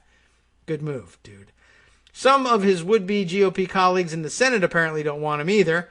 Politico reported 2 weeks ago that leading Republicans fear that Greitens would be the one GOP candidate who could lose to a Democrat in next year's open contest. So it's not so much that they fear his being a colleague. They would love to be his colleague. They just don't think he's going to make it. That's should probably be pointed out at this point. Here again, a grab from Politico's piece here. Republican leaders say they aren't ruling out taking aggressive steps to stop Greitens from winning the nomination, including waging a slashing advertising campaign against him. Party officials ranging from the members of the Missouri congressional delegation to Senate Minority Leader Mitch McConnell's political operation have been united in their worry about the former governor and spent the week having conversations about the situation, according to people familiar with the discussions. In case this isn't obvious, let there be no doubt, Missouri is a ruby red state. The days in which the show me state was seen as a competitive bellwether. Bill Clinton won that state twice, for example, and Barack Obama came within 0.1% of winning it in 2008. But those days are over. Republicans dominate in Missouri at every level, including taping people to pull-up rings. And the odds of a GOP candidate winning the Senate seat, Roy Blunt, now holds are quite good. If Greitens wins his party's primary nomination, the conservative former governor will probably still be the favorite based solely on his ideology and party identification. But Republican leaders are understandably risk-averse, especially after Todd Aiken's disastrous Senate campaign a decade ago. Remember his legitimate rape rhetoric? Greitens' scandals, that might be legitimate rape there, were not normal, and they weren't that long ago. Indeed, launching a comeback bid less than 3 years after resigning in disgrace is an audacious thing in its own right. Democrats have no reason to be optimistic about the Missouri race, but if Greitens is the GOP nominee, a door that would otherwise be closed would suddenly appear ajar and then quickly be taped closed, I'm sure. All right, just so that you're up to speed on that, that disgusting weirdo is back on the scene and insisting that Republicans are fine looking past all of that and electing him to the Senate. And he might even be right. All right. Let's see. We never did get to the AstraZeneca questions with Greg. We could probably do that one tomorrow because there's still plenty to fill in today in today's show. Here's an off the typical beaten political path story for us. I've had this one, a story from Bloomberg, sitting in pocket for quite a while, and so long, in fact, that now the Washington Post has taken up the story with hindsight on the Bloomberg revelation and some additional context. So maybe it pays to go to the Washington Post with a tip of the hat to Bloomberg for breaking the story. But this is a kind of a subject area we've spent time on the show before, and then we were distracted by the Trump show for a couple of years. Massive camera hack exposes the growing reach and intimacy of American surveillance. This is an interesting story. Interesting enough that I put the Bloomberg piece aside a couple of days ago. I'll share that with you too, just if you want to read the original. Although, actually, it's linked in the Washington Post piece, so you can find it through that if you would like to see it. A breach of the camera startup Verkada, I don't know if that's how they pronounce it, Verkada, should be a wake-up call to the dangers of self-surveillance, one expert said. Our desire for some fake sense of security is its own security threat. What's going on here? Drew Harwell explains for the Washington Post. Back on March 10th, maybe, okay, it only came to my attention this article lately, but that's probably closer in time to when the Bloomberg piece originally appeared. In one video, it sets up the story this way. In one video, a woman in a hospital room watches over someone sleeping in an intensive care unit bed. In another, a man and 3 young children celebrate one Sunday afternoon over a completed puzzle in a carpeted playroom. The private moments would have, in some other time, been constrained to memory. But something else had been watching. An internet-connected camera managed by the security startup Verkada, which sells cameras and software that customers can use to watch live video from anywhere across the web. So people are installing it as home security cameras and various other applications too, but I think you can see what's coming. The private, with a single breach, those scenes and glimpses from more than 149,000 security cameras were suddenly revealed to hackers, who had used high-level login credentials to access and plunder Verkada's vast camera network. A hacker shared some of the materials with the Washington Post to spotlight the security threat of widespread surveillance technologies that subject the public to near constant watch, or rather the public uses it in this case to subject themselves to near constant watch. The cache includes real-world images and videos, as well as the company's voluminous client list, which names more than 24,000 organizations across a vast cross-section of American life, including schools, offices, gyms, banks, health clinics, and county jails. The breach, which was first reported by Bloomberg News, and here's where the link is, highlighted a central vulnerability undermining the modern web. As more companies race to amass vast stores of sensitive data, for whatever reasons, either because it's part of their business model, like this is data about yourself that you would like to store, i.e. video of yourself or your house, versus sensitive data that we collect about you because of tracking your purchases, for instance. And although that's part of their business model too, it's not the primary product necessarily of all the people who are collecting sensitive data. But as more companies do this, they also are becoming more fruitful targets for attack and making it that much easier for thousands of unaware people to be suddenly exposed. But it also revealed a sweeping change to the way America now watches itself through the increasingly ubiquitous eyes of cheap internet-connected cameras that capture our lives in ways many people may not realize, and etch them onto a web that never forgets. That's the part about that came to mind when they said normally these scenes would be consigned to memory. Now we have machine memory that never forgets and can be accessed by anyone from anywhere. This breach should be a wake-up call to the dangers of self-surveillance, said Andrew G. Ferguson, a law professor at American University Washington College of Law. We are building networks of surveillance we cannot escape from without really thinking about the consequences. Our desire for some fake sense of security is its own security threat. A Verkada spokesperson said its system is now secure, and the company has blocked unauthorized access by disabling all internal administrator accounts. We'll see how long that lasts. The company, which has advertised that its camera networks are secure from the ground up, that's their quote, don't know what that's supposed to mean, but it sounds reassuring, has notified law enforcement, and its internal security team and a third-party security firm are now investigating the scale and scope of the breach, which also doesn't mean anything, like in terms of actually protecting you. We now know how badly you're exposed. We can't help you, but now we know. Tilly Kottmann, a Switzerland-based member of the hacktivist collective Advanced Persistent Threat 69420, the loosely organized team of fewer than 10 people stumbled onto login details for a Verkada super admin account that had been publicly exposed on the web. We generally do not do targeted work. We all have ADHD and not a lot of patience, Kottmann said. And then it notes here, for those of you who may have missed it otherwise, the collective's name combines the cybersecurity term for specialized hacking squads, Advanced Persistent Threat. You remember that from the Cozy Bear, Fancy Bear days. But combines advanced persistent threat with the numbers. Then what numbers did they choose? 2 jokey meme numbers related to sex and marijuana. In case you missed it, Advanced Persistent Threat 69420. 69420.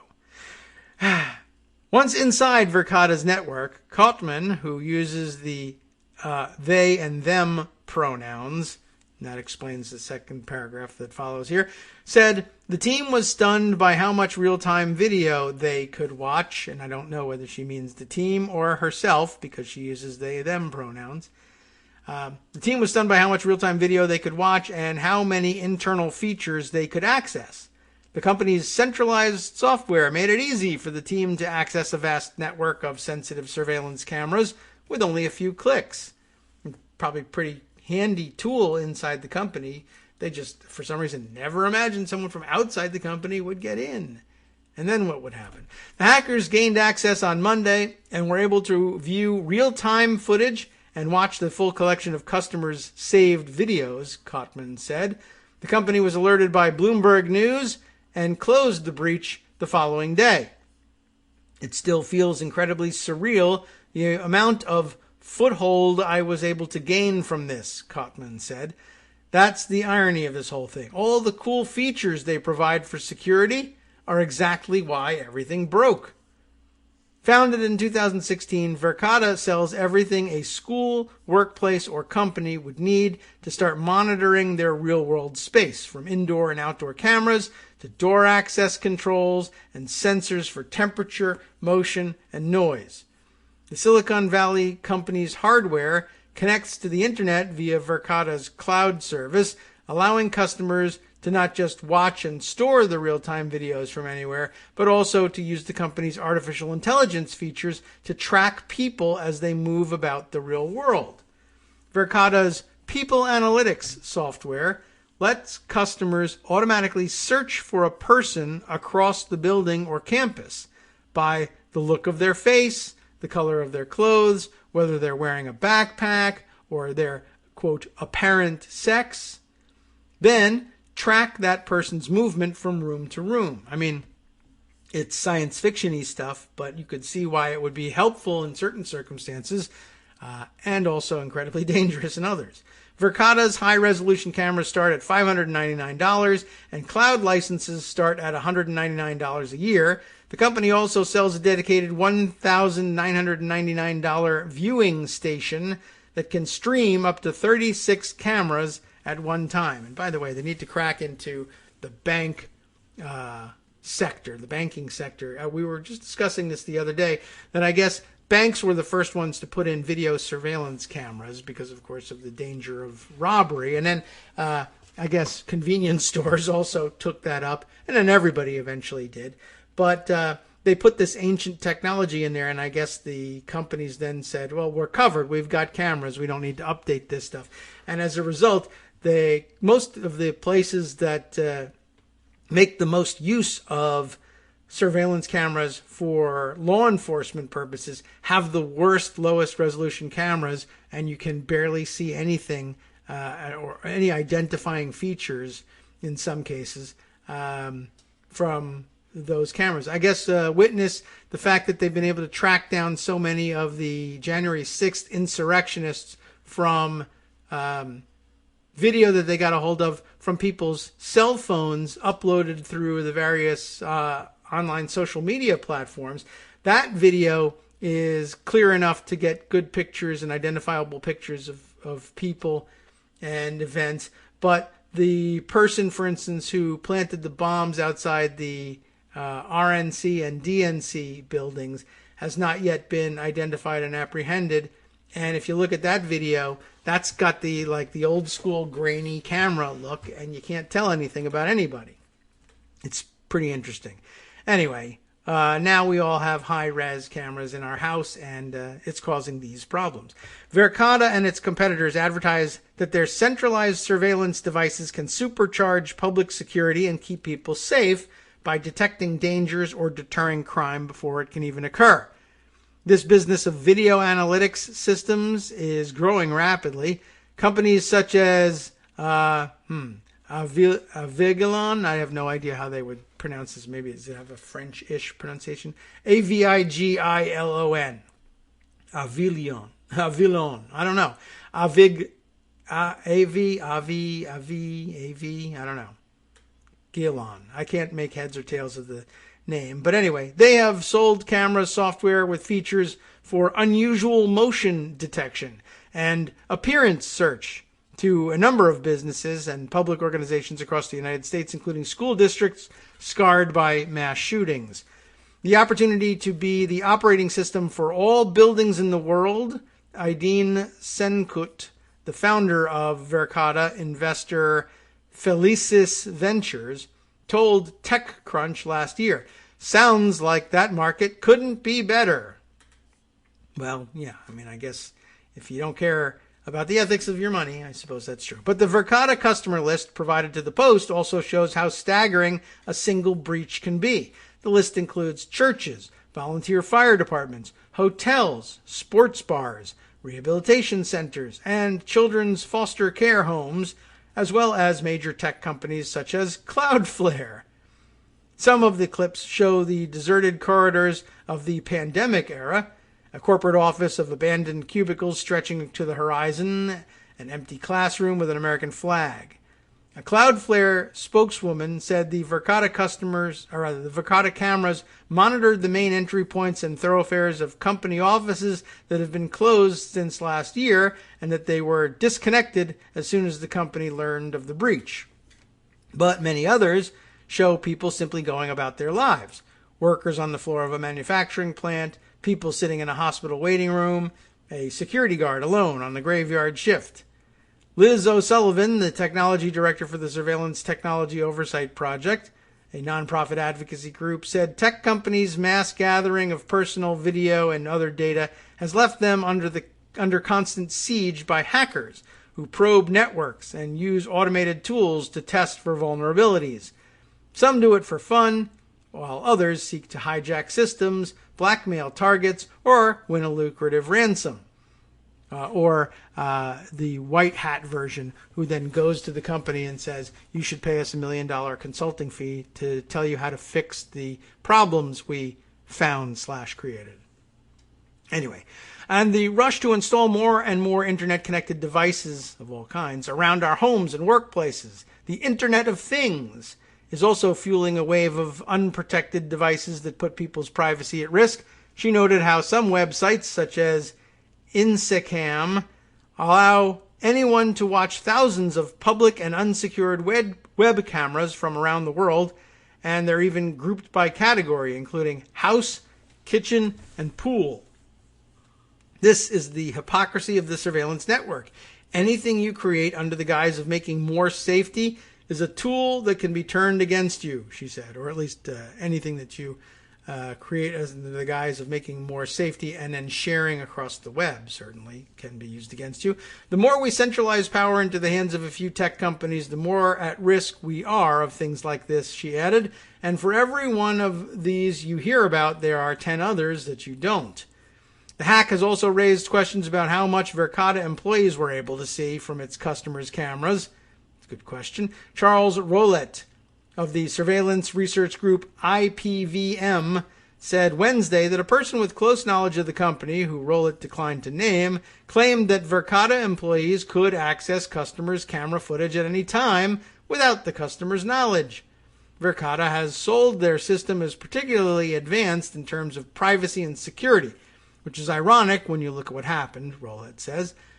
People don't realize what happens on the back end, and they assume that there are always these super formal processes when it comes to accessing footage, and that the company will always need to give explicit consent, but clearly that's not always the case. A Verkada spokesperson said Wednesday that the company gave administrative access to engineers and support staff so they could address technical issues. The company last year terminated 3 employees for what Chief Executive Philippe Calisson said was egregious behavior targeting co-workers, following reports that employees had used the company's internal office cameras to photograph and make sexual jokes about their female colleagues. I knew that wouldn't take long.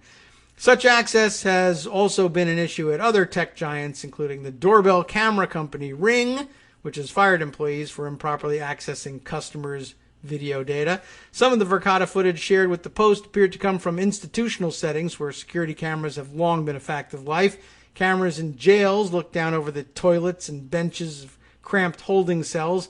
Others showed inmates talking together on a Friday night or being forcefully restrained. Just another Friday night activity at jail, I guess. But the cameras also revealed